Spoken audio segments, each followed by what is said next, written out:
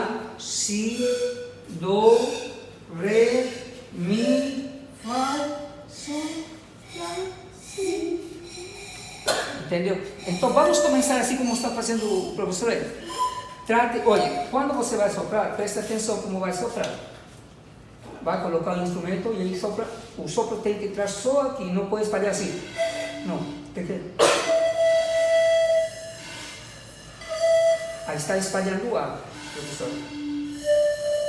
Isso aí. Isso. Tenta soprar assim como começou.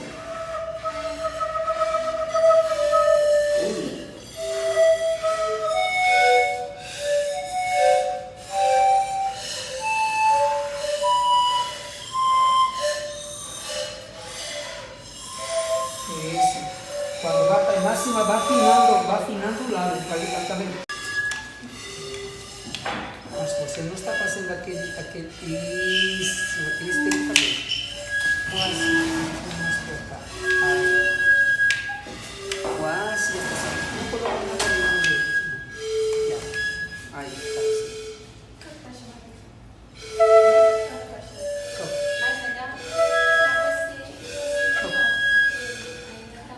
Quase está querendo sair, mas só que o lábio tem que fazer assim. Entendeu? Ele tem que ficar assim, não pode ficar assim, muito.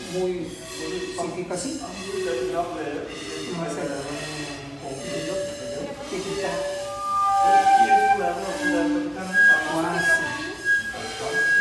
quase 10. Por certo, eu nunca toquei com ele ensinar essa música, mas muitas vezes meu grande amigo que já faleceu, Plínio Araújo, ele tocou muitas músicas que eu gravei com o Caprichoso e as pessoas pensavam que ele tinha gravado. Mas na verdade quem gravou todas as músicas sempre foi ele. Eu vou fazer para vocês o nome dessa música aqui, Instrumental da Floresta.